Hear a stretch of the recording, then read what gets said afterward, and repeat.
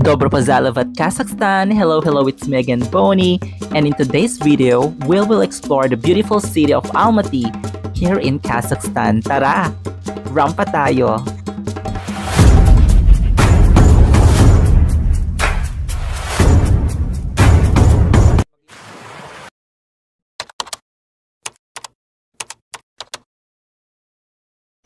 So ayan mga misis, good morning Almaty. Pumunta ako ngayon sa Ascension Cathedral, yung Orthodox Church nila dito. And ayun, ang lamig. Gumising ako 1 degrees. So parang ganun yung autumn nila dito. Sobrang lamig pala. Hindi ko na-expect na 1 degrees today. Mga 3 degrees na ata, something ganun.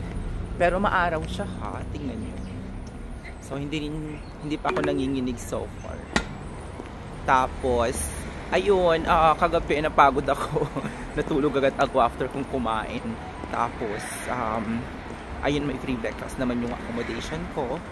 And, ang sarap ng kinain ko ha. Yung parang may milk siya na kanin. Parang ang sarap. Tapos, bread. Matigas yung bread. Butter.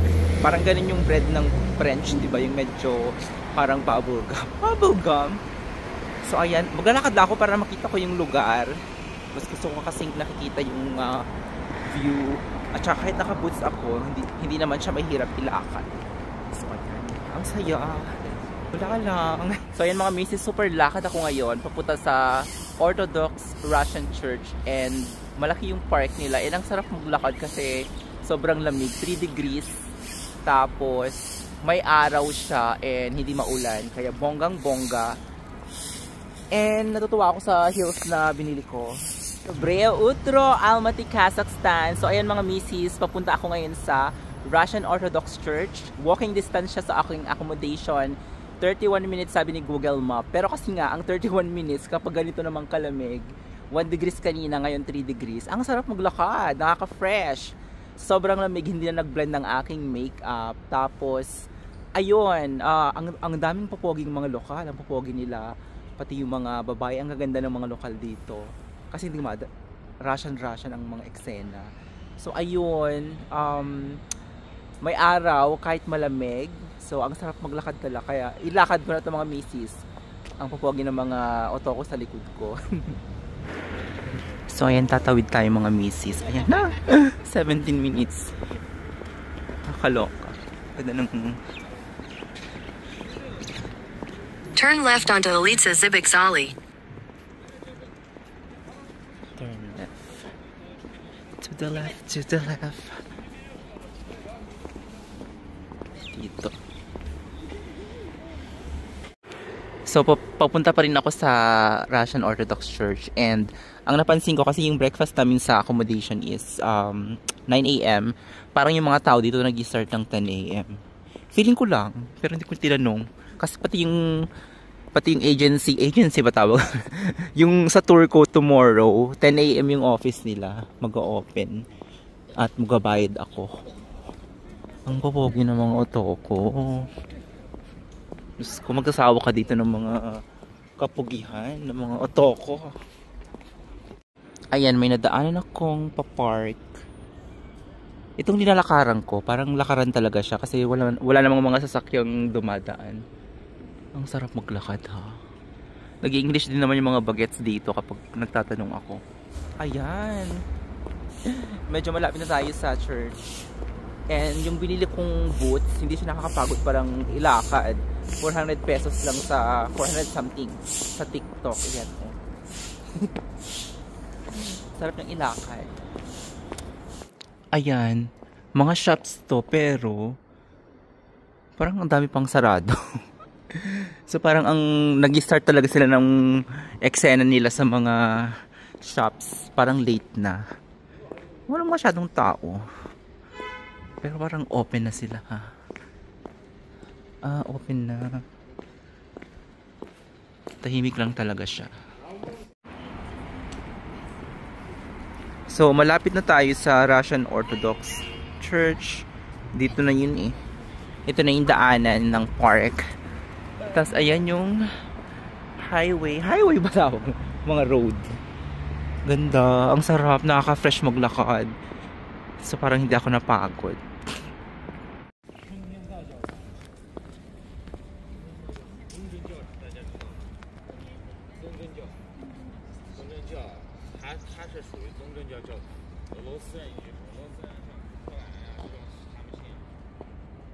Turn left.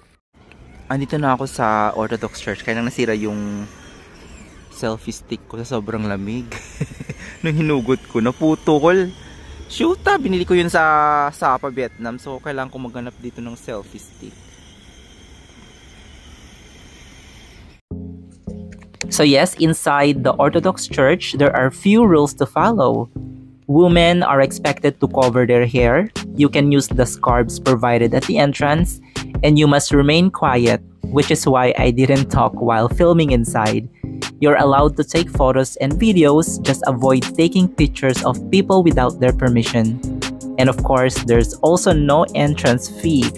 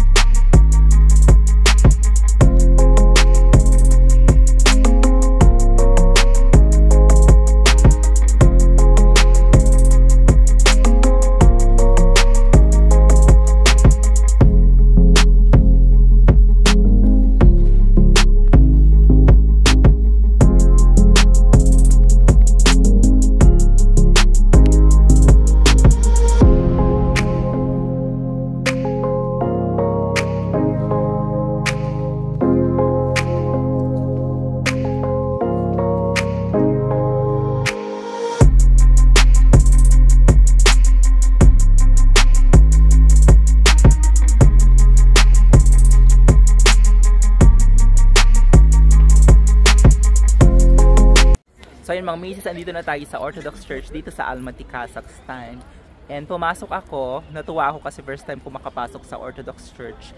And maraming bawal, pwedeng mag-picture, pwedeng mag-video. Nag-video ako, hindi nga lang ako nagsalita masyado kasi syempre bawal maingay. Tapos pag girl ka, kailangan mo mag-cover ng hair. Meron naman sa loob, pwede mong hiramin. Pero ako kasi bumili na ako sa TikTok para aura-aura. Tapos ayun, random yung mga turista din, nagpapapicture ako, nagpapavideo. Kinakapalan ko ng mukha ko. Nasira kasi yung selfie stick ko sa sobrang lamig ata nung ginanong ko na hugot na naputol. Binili ko yun sa Sapa pa, sa Vietnam noon, last year. Tapos, ayun sa loob, yun lang naman bawal. Bawal picturean yung mga tao, sabi, nakalagay doon. Ang daming mga turista din. Ayan. Ito pala isang side na maganda yung may mga kalakalapati.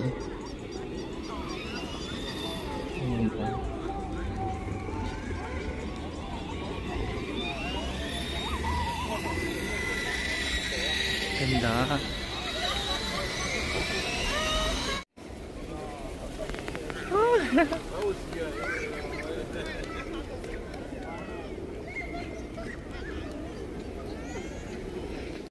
So ayan mga misis, paalis na ako dito sa Orthodox Church. Pupunta naman na ako sa Join Me, yung tour na binook ko for tomorrow. So magbabayad ako ngayon gamit card kasi kailangan magbayad ka a day before. So mag-Yandex muna ako papunta doon kasi medyo malayo siya.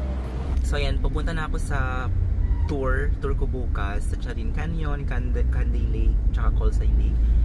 Join Me, nahanap ko sila sa Instagram, tapos kinontak nila ako or nag-usap kami sa WhatsApp, then binigay yung address kasi magbabayad ako via card. So kailangan magbayad ka a day before or bago yung tour.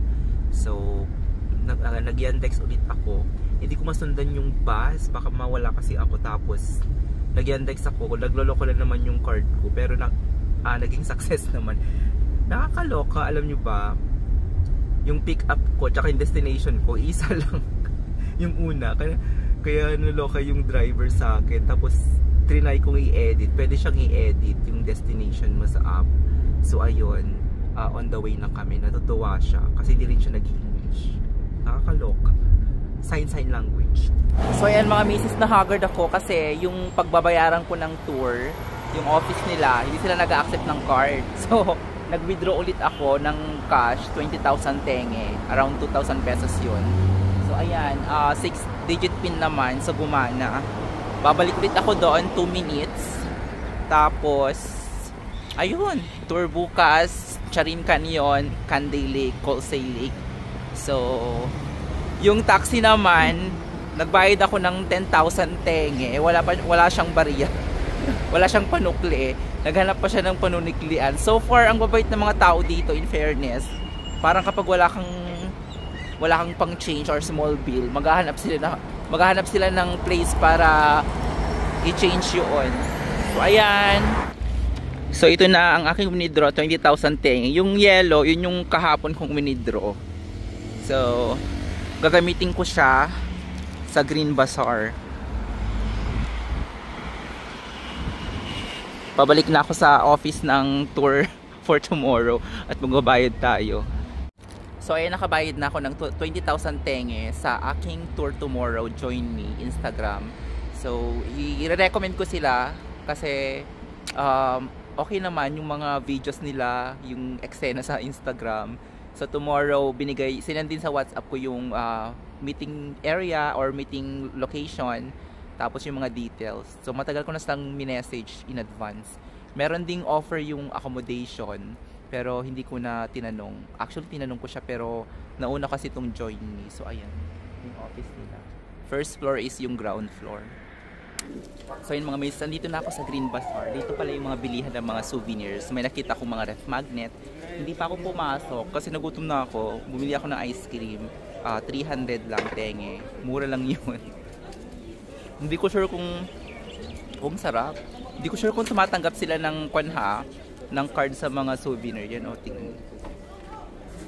Tatry ko pa lang. So, kain muna ako. Ito na yung Green Bazaar mga misis. Ayan. Ang daming nag-offer ng free taste.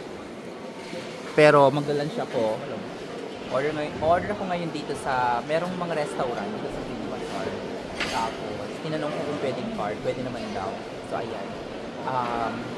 May mga shop kasi hindi pwedeng card. So ayun. Kailangan natin ng mag-survive. May cash din akong dala pero konti lang kasi.